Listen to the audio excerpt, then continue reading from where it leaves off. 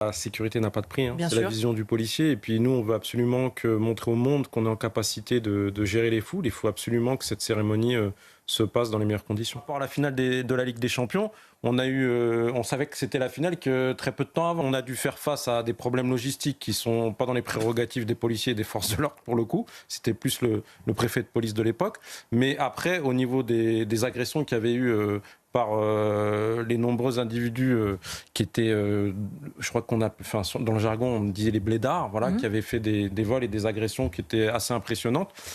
Ça, c'est une délinquance mobile qui s'est adaptée à une situation. Donc, on n'est pas à l'abri que cette délinquance aussi, elle descende sur Paris. Je pense que c'est ce qui risque d'arriver. Et il ne faut pas oublier aussi nos collègues nuiteux, parce que oui, certes, on va avoir 45 000 forces de l'ordre, 35 000 en moyenne. Dans le minimum, on sera à 8 000. Dans la moyenne, on sera à 20-25 000. Mais il y a aussi la nuit. Parce Bien que sûr. quand cette cérémonie va être finie, il va Oui. falloir gérer les foules aussi. Franchement, d'avance, je souhaite vraiment bon courage aux collègues, parce que je pense que ça va être vraiment très difficile. Comme ça s'est passé ce week-end avec les Gabassines, vous aviez des effectifs mobiles qui ont été pris du dispositif parisien pour aller en province. Donc du coup, vous vous retrouvez avec moins de policiers. Oui. Et du coup, nous, on se retrouve, enfin, nos collègues sont obligés de se faire plus d'heures. C'est vraiment très compliqué. Je ne sais pas ce qui se passe dans sa tête. Maintenant, un couteau, vous pouvez vous en procurer un n'importe où. On le voit tous les jours et ça fait toujours l'actualité.